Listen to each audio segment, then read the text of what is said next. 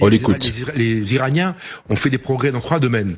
L'évasion, c'est qu'en fait c'est des missiles qui sont capables de changer de direction. Le missile il part. Vous savez que le radar va capter le missile, il va calculer vers là où il va. Et en fait le problème c'est que ces missiles changent de direction. C'est que le radar, il arrive plus à le capter et le missile s'en va. Le deuxième c'est la vitesse. On a des missiles qui vont quasiment à Mach 10 maintenant, ce qui est 10 000 km/h pour schématiser, c'est énorme. Et puis le troisième principe c'est la saturation. C'est au lieu d'envoyer un seul ou 2 missiles, ils vont en envoyer 50. Donc il y en a 48 qui sont détruits, mais il y en a un qui va arriver. Et donc cette capacité à faire ça, c'est vraiment, ça démontre encore une fois qu'ils ont des réserves. Puis un autre point très important, c'est la taille des missiles. J'ai travaillé sur les missiles un peu très sérieusement là depuis quelques semaines maintenant, parce on s'était endormi sur les missiles à 2000 km, vous voyez le truc un peu bidouillé, etc. Pas du tout. Le Sibyl Simorgh, il fait 85 tonnes. Le Komatcha, il fait 25 tonnes. Il y en a qui font entre 15 mètres et 25 mètres. Ce sont des monstres. Et ils sont tirés non pas à partir de rampes, mais qui sont tirés à partir de silos. Donc en fait, les Iraniens ont construit des silos dans le sol avec un petit capuchon. Ils remplissent comment dire avec le carburant. Ça se fait au dernier moment.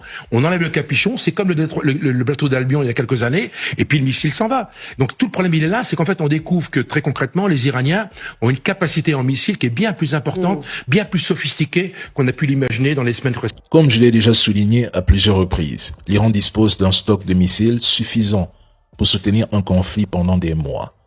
Ce qui n'a pas dit en revanche, c'est que la taille de certains de ces missiles iraniens pose un véritable défi ou problème au système d'interception. Même en se limitant à une dizaine de tirs par jour, cela resterait une menace majeure et durable pour l'entité. Les dégâts observés en Israël après l'impact d'un seul missile iranien il y a 2 jours en donnent l'aperçu. Alors, lorsque Trump a affirmé que l'Iran avait réduit le rythme de ses frappes, je dois avouer que cela m'a fait sourire. Nous le répétons ici depuis le 28 février. Nous ignorons ce que les Iraniens dissimulent dans leur base souterraine, enfouie à 500 mètres de profondeur sous le granit. Et c'est précisément cela qui est terrifiant. L'Iran dispose des moyens, du temps et de plusieurs modèles de missiles modernes à double capacité conçus pour emporter des ogives nucléaires. Au moment où certains annonçaient déjà la défaite de l'Iran dans cette guerre, les plus lucides ont plutôt observé l'ampleur et la sophistication croissante de ces tirs de missiles. L'Iran s'adapte, épuise l'ennemi. Ils ont eux-mêmes affirmé pouvoir tenir plus de 6 mois de guerre. Comment ces médias ont pu imaginer qu'en à peine 10 jours de guerre, l'Iran allait dévoiler toute sa capacité ou utiliser l'ensemble de son arsenal? Mais qui fait ça en stratégie?